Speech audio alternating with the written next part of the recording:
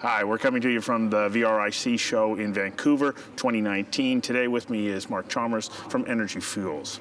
Mark? Good morning, Stu. Thank you. But I'm sorry to jump ahead like this a little bit, but I'm kind of keen to know, like, your company is so perfectly positioned for the growth in the green economy. What makes it such an ideal property to supply the needs of the increasing demand in the green economy? Yeah. Well, I mean, I think that the fact that we are producers of both uranium and vanadium really is a differentiator for the company.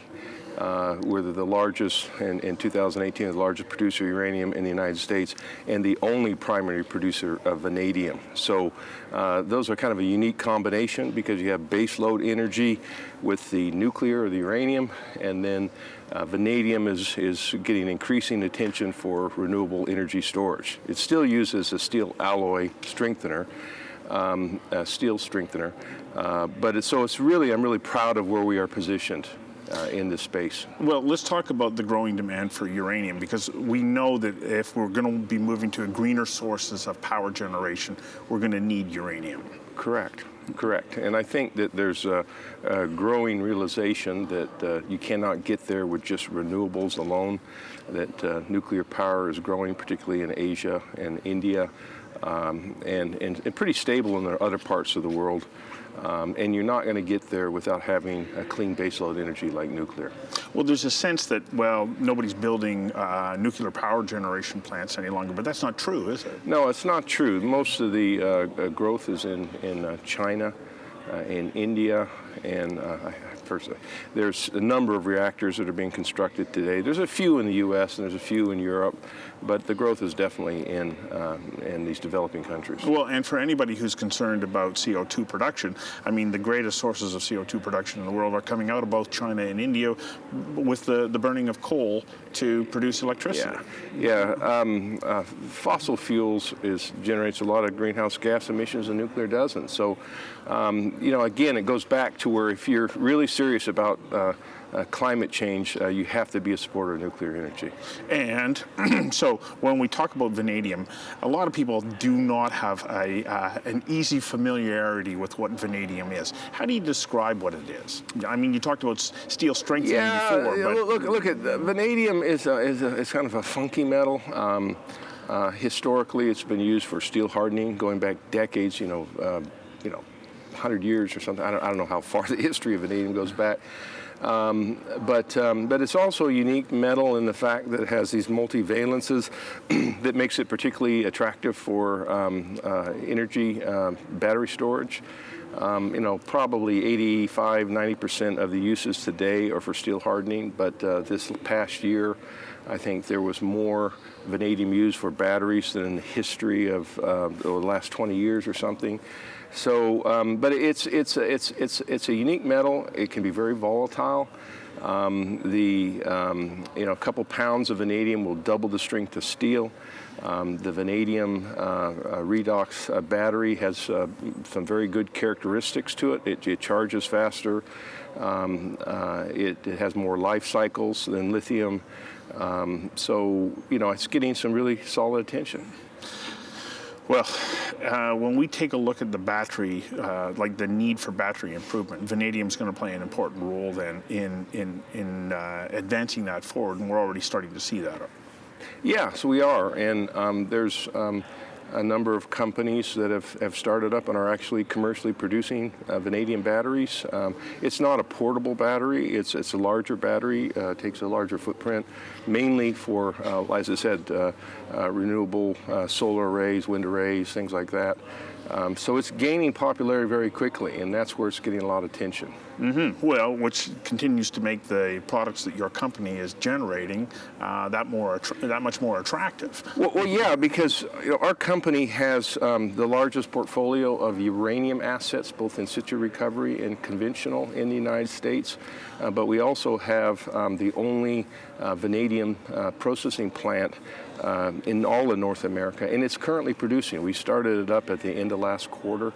of 2018, and so we're very proud of how unique the assets we have of our company are, which again, as you said, ideally places us for very strong recovery as prices of uranium improve and as the vanadium market continues to evolve. It's important to note that you are a U.S.-based solely company. Is that correct? Yeah, correct. At this point in time, I've spent half my career working out of Australia, Southern Africa, and Kazakhstan, but we are solely U.S. focused at this point in time.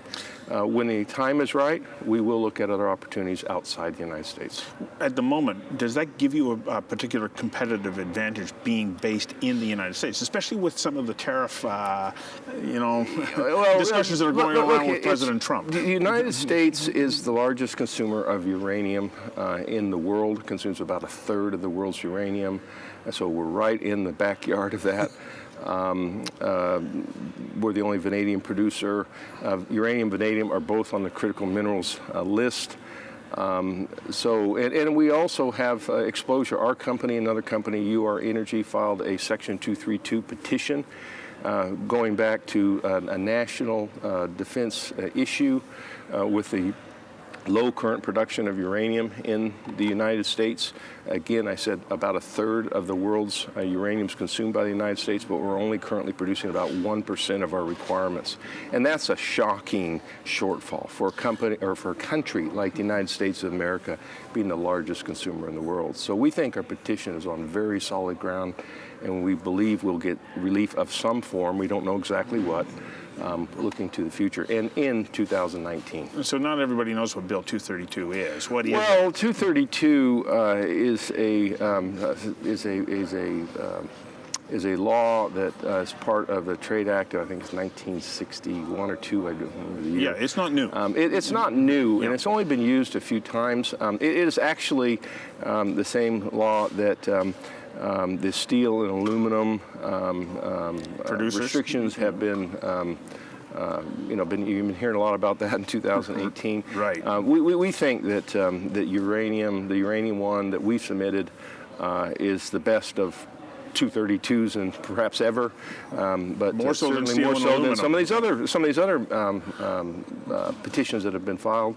So we're very encouraged by it, and I said we as a company, we believe that we are looking at a national security issue, both for power generation and for our the National Nuclear Navy, which has around 100 ships and submarines that are also nuclear powered. So you've got like 99 reactors, and you've got nearly 100 ships and submarines that are also nuclear powered. So it's a very important element for the United States of America. So if you're successful in your petition, what will that do for your market position in being a supplier to all of those potential end users that need uranium? And as you pointed out, the U.S. itself is not producing enough to meet its own needs. Well, we've asked for a quota, not a tariff, 25% quota of U.S. electricity generation requirements, which is about 12 million pounds per year.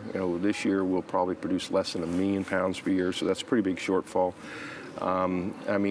We've also got a long history with our allies, with Canada and Australia, which I think would certainly continue, but we need more production in country to reduce the imports primarily from countries like Russia, Kazakhstan, Uzbekistan, some of these developing countries that have been our foes for decades.